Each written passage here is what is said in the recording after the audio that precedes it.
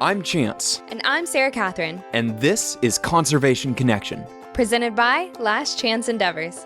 We're a husband and wife team running a wildlife education nonprofit. It's focused on connecting students to their environment.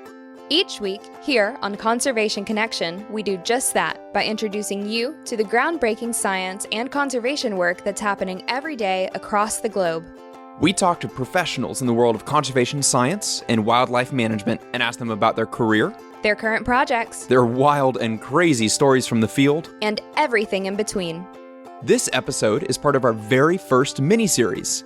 Over 4 weekends, we're highlighting the Research Experience for Undergraduates program that happens every summer at the Fort Johnson campus in Charleston. Listen in to hear the stories of 10 undergraduate researchers as they learn what it's really like to be part of real-world science. Let's get to the show. Alrighty guys, welcome to another episode of Conservation Connection. This is part of our Grice Marine Lab REU Experience mini-series that we're doing. We're really excited because today we're sitting across the table from Katherine, Jules, and Jackson. Welcome to the show. Thanks for having us. I'm going to start by having you guys just tell me your full name, what school you go to, and what year you are. I'm Katherine Mateos. I am a rising junior at Carleton College in Northfield, Minnesota. I'm Jules Duran. I'm a rising senior at Virginia Tech in Blacksburg, Virginia. I'm Jackson Eberwein. I'm a senior at Sonoma State University. Cool. And Jackson, why don't we start with you? Could you tell us a little bit about the project you're working on, the research you're doing here during the REU program? Sure. I'm looking at plasma from sea lion blood, specifically ones that are affected by domoic acid toxicosis, and seeing if we can see proteins of different levels in the ones with the domoic acid toxicosis to use those proteins as a way to measure how affected they are. Solid. And what about you, Jules? All right, so I am looking at South African samples of Nile crocodile and Mozambique tilapia, and basically using GC, which is gas chromatography, to determine whether or not the fatty acids are different between healthy and diseased ones. All right, and Katherine? I'm studying Antarctic bacteria and seeing the way that they cycle volatile organic sulfur compounds. Cool. So what does that mean? What is all this? So volatile organic sulfur compounds, I guess I can break that down. So they're volatile, which means that you can smell them in the air is one of the really easiest ways to see that. So the reason why the ocean smells like the ocean is because of a volatile organic sulfur compound called dimethyl sulfide, which is one of the things that I'm looking at. It's organic because it contains carbon. It's sulfur because sulfur is the thing that I'm looking at. And so those are volatile organic sulfur compounds. So basically just a carbon-based molecule that has sulfur somewhere in it and is also gaseous. It Yes. goes into the atmosphere. Yes, low boiling point. So. Okay, and why are you looking at those? So volatile organic sulfur compounds are really important in polar regions, so North Pole, South Pole, because they are involved in cloud formation, which prevents the ice there from melting. So we've had a lot of flooding recently in coastal areas, which is a result of rising sea levels, which can come from the melting of the ice in the polar regions. And so it's kind of cool the way that looking at like the compounds in the air in Antarctica can affect like our life in South Carolina, or like I'm from Boston and they have plans for Boston for when it's underwater. So it's pretty cool. So an important thing to be looking at for yeah, sure. be figuring that out. Yeah, so volatile sounds kind of bad, but it sounds like this is a good thing that you're looking at, right? Yeah, so they're actually really awesome because like having this gas in the air would make more clouds so that the sun would be less likely to melt ice. And we are trying to prevent ice melting. So it's kind of like sunscreen, right? Yeah. It like creates a barrier between the sun that helps prevent some of that heat and energy from being absorbed by the ice and therefore not melting, right? Yeah, Cool. We don't want to give the planet skin cancer. No skin cancer for the planet. And what is the organism, the bacteria that you're working with, and what does it have to do with sulfur? So I'm looking at a bacteria that's called Shewanella. The strain that I'm looking at is called BFO2 because it's isolated from the Blood Falls feature in East Antarctica. But Shewanella is actually found almost everywhere. It gives rotting food, the smell of rotting food. And it's a really interesting organism because it gets energy from a lot of different compounds. So it can get energy from iron compounds. That's one of the things we're looking at. It can get energy from sulfur compounds, and it can also get energy from a variety of sulfur compounds. Wow. So it's not Pretty interesting. It's not a photosynthetic organism. It's not getting No. energy from the sun. It's actually getting its energy from breaking down or converting various chemical compounds. Yeah, exactly. That's way cool. Yeah. Awesome. Bacteria are so cool.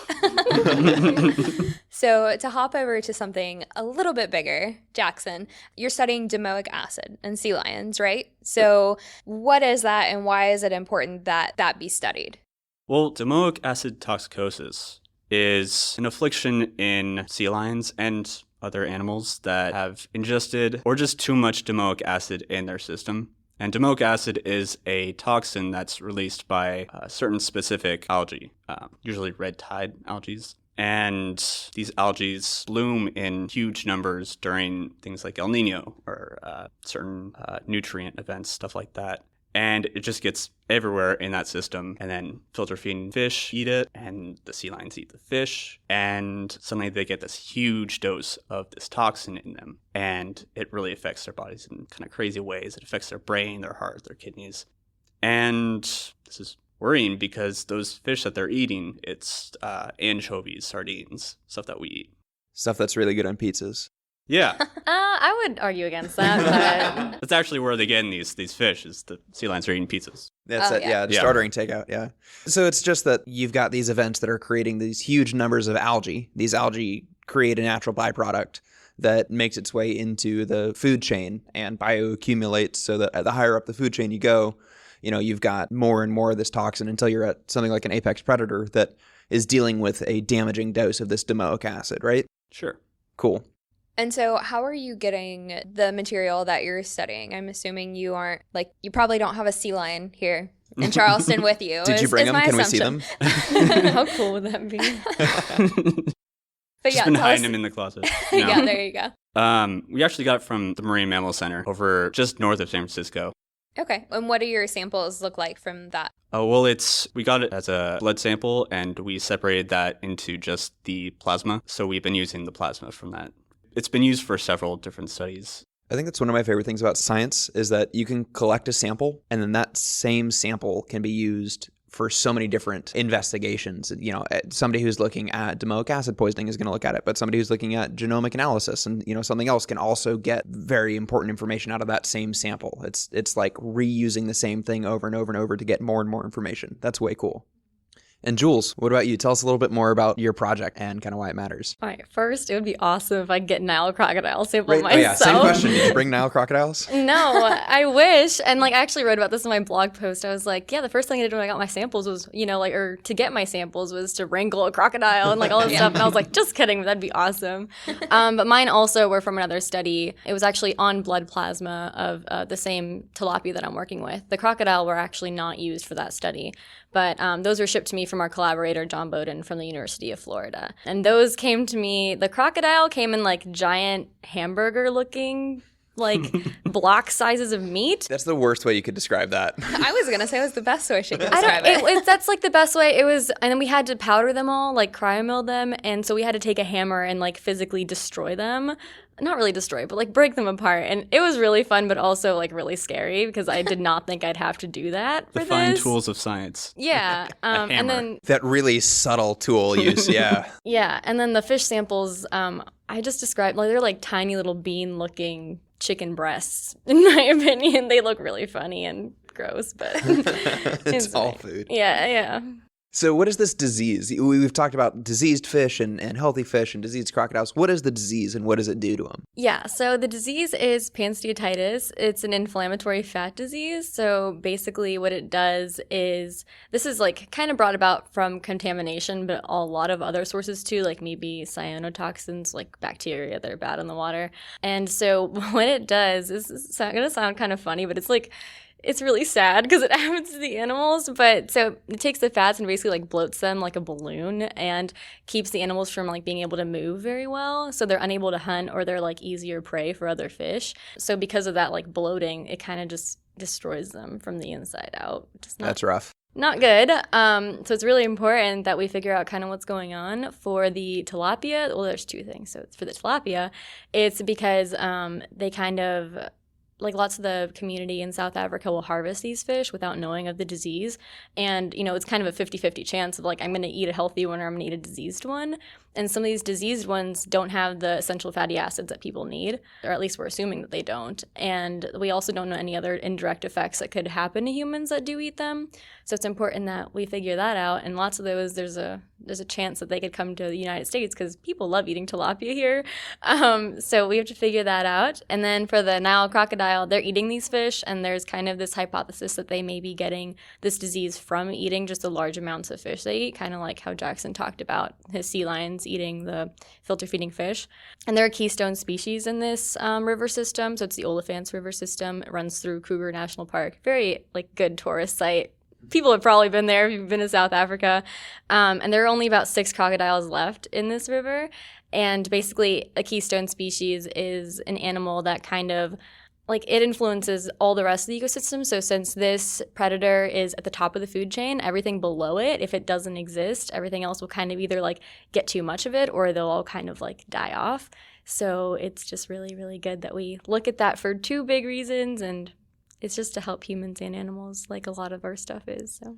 For sure. And the issue with eating the diseased fish sounds like it's a twofold thing. One, it sounds like if this is caused by some form of environmental contaminant, that's obviously something we probably don't want to be eating in our food. It sounds like it might also be decreasing the nutritional value of that food. So if somebody is relying on fish for their protein and for, a lot of their healthy fatty acids, and the fish no longer contains that or contains less of it, that's going to cause a malnutrition issue for people who are relying on this as a food source, right? Yes, definitely. And one of the big nutrition factors we're looking at is omega-3. So it's basically what you'd take fish oil supplements for. So that's just the main thing you get from fish in the first place. So if they don't have enough of it, then you're kind of you'd probably have to eat a lot of these diseased fish, which you probably don't even want to do in the first place to get it. It just sounds like a whole bag of issues. Yeah. That's unfortunate. So what made you choose that as something you wanted to study, first of all, just in general, that you wanted to study, and something that you wanted to research during the REU program?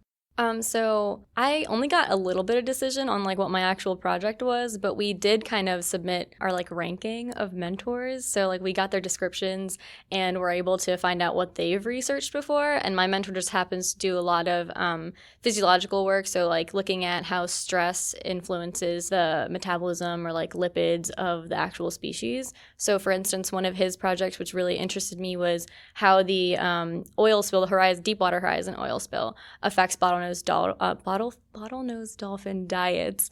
And so they were looking at the different changes with DNR, the Department of Natural Resources, to be able to see whether or not that was actually a big issue. And it turned out that it was. And why wouldn't it be, right?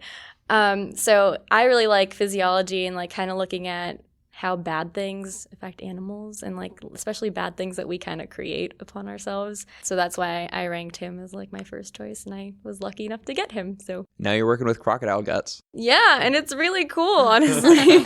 That's awesome. So we're going to shift gears a little bit here. Katherine, I want to hear a little bit of what is a day in the life of your lab work? So what are you actually doing while you're here for these 10 weeks? So I have a bunch of samples that I got from the University of Tennessee at Knoxville. And so it's a bunch of my Schuanella living in medium that makes them happy. So it's just liquids that look like the environment that they're used to. Our collaborators at the University of Tennessee have worked really hard to get that medium to be exactly right so that we can look at other things and focus on other things. So that's very special. So I have those bottles, and I run my analysis on an instrument called a membrane inlet mass spec. Wow, it's a mouthful. But MIMS for short. Actually, Jackson uses a mass spec also, but it's a different type of mass spec. And that allows us to detect if we have those volatile organic sulfur compounds in our sample. Yes, sample is the right word. And then the other thing I'm looking at actually is if the Schuanella have a preference for these different compounds. So the other thing that I do is I'm doing a little bit of cell culture, which was brand new to me and super fun. But I spread them out on Petri dishes with another type of medium that they like, that's agar, and then count the colonies so that I can use the number of colony forming units as a measure of how happy they are, basically. So Kind of the same question that I asked Jules earlier. What made you pick that as something you wanted to research? Or did that kind of just come about through your mentor? So I'm kind of the odd one out at this program where I have a chemistry background and everyone else is biology or marine biology or Wildlife biology. wildlife biology, things like that. And so for the past year or so, I've been interested in biogeochemical cycles, which is the fancy, scary word for looking at the ways that microbes transform different types of compounds to other compounds for their energy. And so this project actually fit in pretty nicely with that.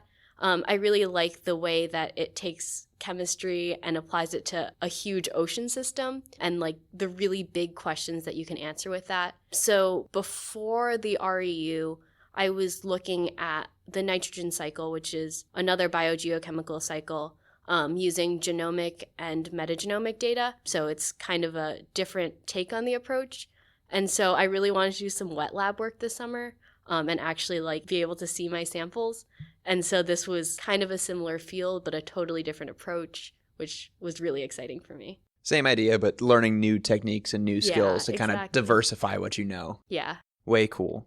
Can you kind of tell us what the wet lab is and the difference in that and the other lab that you've worked in previously? Yeah, so the other lab that I worked in is at Carleton, where I go to college. I'm working with Dr. Rika Anderson, and she does genomics, which means that, well, most of what we do is we use publicly available genomes, so somebody else sequenced it, and we run analyses with those. And so that's all sitting at a computer and typing in commands to a terminal, which is very different than being in the lab and moving one sample to another spot. And like, I always have an open flame out. It's wild stuff. Feels more sciencey that way. Yeah. I'm doing real science now. There you go. Something I've heard you mention is that the Schuanella is cute. Can you describe for me what Schuanella looks like under the scope? Okay, so it's like kind of ovally, and then it has a little flagella, like a little tail. I like to draw it with smiley faces. That makes it even cuter.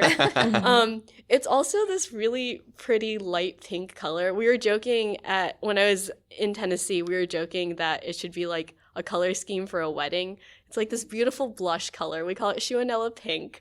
I love it. And so like if you grow it enough and form like biofilms, which is what they're doing back in Tennessee, it turns this like beautiful pink dusty rose sort of color. All from bacteria. All from bacteria. Yeah. I'm going to see if I can find a picture of that and put it in the show notes so that people, if you're listening and I was successful, go click on that link because I'm sure it's going to be beautiful. And very cute. Yeah, it's going to be I wonderful. can send you a picture of my colonies. They're beautiful. Yes, Perfect. we'll put it up there. Send it to us. So one thing that's been really fun for us to talk about with some of the other REU students this summer is like, what did you expect this summer to be and how is it met or not met those expectations? Like how is where the rubber meets the road of science different from what kind of you envisioned it to be and what you were expecting? I was surprised by how much work goes into collecting data because I'm used to genomes that I can pull off of a database and like they're right there for me. But when you're in the lab, it's a lot of time that you spend to get that one piece of data or like a couple replicates of that data so that you can actually trust it. So that was big for me. I thought it was going to be a lot more, the term is bench work, which is just working at a lab bench with, lab tools, pipetter, using vials, Think stuff like science that. and that's bench Yeah, work. basically the standard image of science. But a lot of what I've been doing is looking at different computer programs because I got my data, 4 weeks into the program, which is early. And the rest of the time I've been looking at the data at different computer programs and Analyzing it and try to get something out of that exactly, data, which is the whole point. Being able to see the data in a usable way, which is hard. Yeah, that's why it's a job. Yeah, I love it. And what about you, Jules? I have to agree with Katherine on basically like how much work and like how time consuming it is, but it's also kind of like physically demanding sometimes. Like at least for me physically, like I had to break apart these samples. Like I am just going to emphasize this. Like we had to basically throw a hammer to like rock hard samples. We've had to like pry open things from like liquid nitrogen we've been using. And it was a lot of just kind of like using your body. And then after that, just like kind of repeating the same thing. It's a lot of like muscle memory work. I was kind of prepared for it, also kind of not. But it's been really fun so far. And I came into it more with like a biology perspective. And so having a chemistry-minded, analytical chemistry-minded mentor, it's been like really, really different for me. And he's been very helpful. And being able to pick up those new skills is something that I wanted, but it's also kind of going past what I thought I was going to learn. Cool. Well, you know what they say, like, biology is just applied chemistry, which is just applied physics, and it goes on and on. But yeah, that's cool. And especially you said you're a wildlife biology major? Yeah. So yeah, physical work with wildlife biology, that's like part and parcel of it. It's, you know. And it's like I'm used to the physical work of like field work, but like I didn't think I'd have to do it kind of in the lab. Yeah. Because like, we go like salamander sampling or like we're going to go like try and capture like small mammals and all this really cool stuff, that everybody should experience in my opinion. But like thinking that you'd have to kind of like have that same rigor in the lab, even like sitting there pipetting, like it takes a lot out of you. And I feel like people don't consider that like a big factor of your work, but it is. Yeah. Science is so repetitive, and it has to be that way so that you're getting accurate results. But it really can take a lot out of you when you're looking at the same thing for hours a day for weeks at a time, or doing the same repetitive motions so you're doing the right technique and stuff like that. It's a lot. Yeah. Jackson, for your study with sea lions, have you, one, worked with sea lions before? Two, do you hope to continue working with them after this REU program? Like, what's your next step after you graduate? Well, I have actually worked with sea lions before, less in a research capacity with sea lions specifically. I used to work at a rescue and rehabilitation center. It was actually the same place we got these samples, just coincidentally, which is cool because world. Considering it's, just north of San Francisco on the other side of the country. Yeah, I like pinnipeds, which are seals, sea lions, walruses. I like them because they are a good way to look at how the ocean's doing without having to go out into the middle of the ocean. They go up on the beach pretty easy. Well, walruses are they're hard, but sea lions and the more common pinnipeds. Seals are a little bit easier, and they're mammals like us, so we relate to mammals. It's just part of us, and that makes them interesting inherently, I think. But they're also complex. They're different from us, and I think that's interesting. So I would like to work with them more, definitely how their bodies work and how they're different from other mammals. I'm with you. I'm a little bit of like an anatomy nerd. I really enjoy like anatomy and physiology. I'm super into it. I'm so sorry, chemistry people. Absolutely. But like I think marine mammals in particular are so fascinating because they're so highly specialized for their environment. I mean, there's so many challenges that living your life in the water presents to a mammal that they've had to adapt in such extreme ways that, like we're talking deep diving whales and dolphins, they have collapsible rib cages to deal with the amount of pressure that they experience when they go down to forage for food. Like imagine if every time you went to McDonald's for a cheeseburger, you had to go through like a pneumatic press to get it. And that's what dolphins have to do when they're foraging out in the open ocean. And so like seeing all of the anatomical changes that have come about from that is just wildly fascinating to me. Mm-hmm. Absolutely. I'm sure there's people out there that are like, nerd, but I'm fine with that. I'm a nerd. I'm totally cool with it. I think we're all nerds in this circle. This is a nerd-friendly circle. Yeah, that's fair. Just to kind of wrap up here, I would love to hear if any of y'all have a suggestion to people who maybe are listening to this episode and like, oh, that's cool. I'd really like to do a REU program, and just kind of the application process or the experience you're getting out of it. Any recommendations that y'all would give? I think my biggest recommendation, just kind of in general, would be to do things you're not really comfortable with, especially like RU programs, internships. Take advantage, because I've done a lot and I finally kind of know what I want to do from doing all of them. And like, even if you end up not wanting to do something that your internship was focused on, like you get that skill and you just kind of end up having like a toolbox of things to use in your life.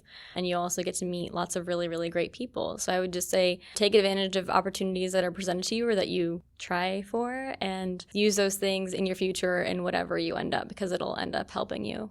Yeah, I would absolutely agree. REUs are great because they give you experience, and they often have a class aspect to it where it's not just about the research you're doing. They're also teaching you about other stuff as well, and they pay you, which is really nice. And I found one of the best things for getting to things like this is just talk to your professors. Just go to office hours, talk to them, not just about what you're doing in class, but stuff that they do that you think is interesting, and you could just talk conversationally with them. Professors are people too. Yeah, they dig that so much. Yeah, and then they like you. And when things come up, they're like, hey, you should apply for this. And that's great. Exactly. And then I'm pretty sure that's the they write that's the great only- letters of recommendation. Exactly. Yes. And you're all set. That's like the important reason too. I'm here. Yeah. There's nothing like getting out of your undergrad and then 3 years later something says, hey, I need a letter of recommendation from an academic person in your life, and you going like, oh no, I didn't talk to my professors. Like, that's a terrible feeling. So it's definitely important to build those relationships if you want to stay in this field, because that's going to be a really important part of advancing in the future. I think summer is also a great time to figure out what you want to do with your life. And like, if you spend 10 weeks doing a summer internship and you realize that you hate research, well, now you know, and you aren't a year into a PhD. Or like, I think it's really important to try things out and figure out what you want to do and what makes you happy. And also like where you want to be. You know, of you guys, has any of you spent time in Charleston before this summer? Not really. I've no. never been to the South before. So yeah, it's like experiencing a whole new culture, a whole new city, and, you know, really getting to experience it, not just like a weekend trip, but 10 weeks living here. And so it gives you a really broad diversity of experience in a lot of different ways. I think also seeing how other institutions work, because like, I'm spending 4 years getting an undergraduate degree at a small liberal arts college, which moves differently than somewhere bigger like College of Charleston. And like, you're Especially from Virginia Tech. Virginia Tech, Yeah. like, it's really nice to get more perspectives. For sure. Well, guys, thank you so much for sitting down with us. This has been a blast. This is probably one of my favorite episodes we've ever done. So thanks for being on the show today. Yeah. Thanks for having Thank us. you. Flew by. Thanks for listening to this episode of Conservation Connection. If you enjoyed our podcast, go ahead and subscribe to make sure you catch every episode that we post. We would love to hear from you. So if you want to reach out, go to our website, lastchanceendeavors.com/contact, and shoot us an email. We love questions from our listeners, so if you heard something that you want to know more about, be sure to let us know. We'll post bonus content that addresses your questions and gives you a little more information. A big thanks to Grice Marine Lab for hosting us, and a big thanks to you for listening. Don't forget to tune in next week.